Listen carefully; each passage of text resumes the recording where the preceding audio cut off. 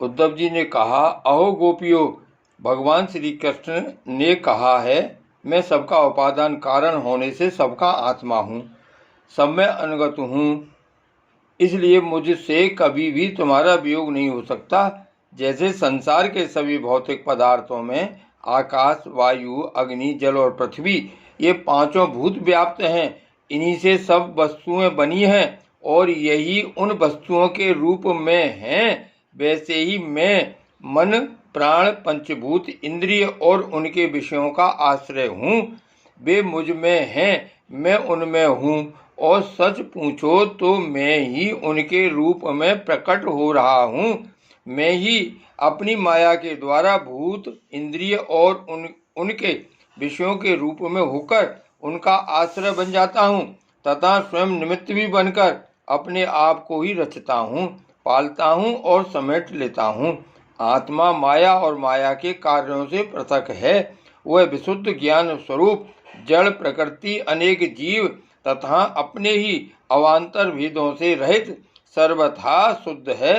कोई भी गुण उसका स्पर्श नहीं कर पाते। माया की तीन वृत्तियां हैं, सुषुप्ति, स्वप्न और जागृत।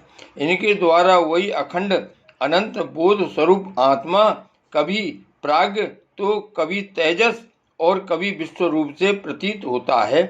मनुष्यों को चाहिए कि वह समझे कि स्वप्न में दिखने वाले पदार्थों के समान ही जागृत अवस्था में इंद्रियों के विषय भी प्रतीत हो रहे हैं, वे मिथ्या हैं। इसीलिए उन विषयों का चिंतन करने वाले मन और इंद्रियों को रोक ले और मानो सोकर उठा हो। इस प्रकार जगत के स्वाप्निक विषयों को त्याग कर मेरा साक्षात्कार करे। जिस प्रकार सभी नदियां घूम फिरकर समुद्र में ही पहुंचती हैं, उसी प्रकार मनुष्य भी पुरुषों का वेदाभ्यास, योग साधन, आत्मा न आत्म विवेक, त्याग, तपस्या, इंद्रिय संयम और सत्य आदि समस्त धर्म मेरी प्राप्ति में ही समाप्त होते हैं।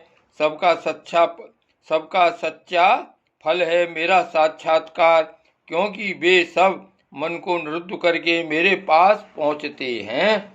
गोपियों, इसमें संदेह नहीं कि मैं तुम्हारे नैनों का ध्रुव तारा हूँ, तुम्हारा जीवन सर्वस्व हूँ, किंतु मैं जो तुमसे इतना दूर रहता हूँ उसका कारण है वह यही कि तुम निरंतर मेरा ध्यान कर सको। शरीर से दूर रहने पर भी मन से तुम मेरी सन्निधि का अनुभव करो, अपना मन मेरे पास रखो, क्योंकि स्त्रियों और अन्य प्रेमियों का चित्त अपने परदेसी प्रीतम में जितना निश्चल भाव से लगा रहता है, उतना आंखों के सामने पास रहने वाले प्रीतम में नहीं लगता। अशेष वृत्तियों से रहित संपूर्ण मन मुझ में लगाकर जब तुम लोग मेरा अनुस्मरण करोगी, तब शीघ्र ही सदा के लिए मुझे प्राप्त हो जाओगी। कल्याणियों, जिस समय मैंने वृंदावन में शारदीय पूर्णिमा की रात्रि में रास क्रीड़ा की थी, उस समय जो गोपियां स्वजनों के रोग लेने से ब्रज में ही रह गईं, मेरे साथ रास विहार में सम्मिलित न हो सकीं। वे मेरी लीलाओं का स्मरण करने से ही मुझे प्राप्त हो गई थी। तुम्हें भी मैं मिलूंगा अवश्य, निराश होने की कोई बात नहीं है। जय श्री कृष्ण।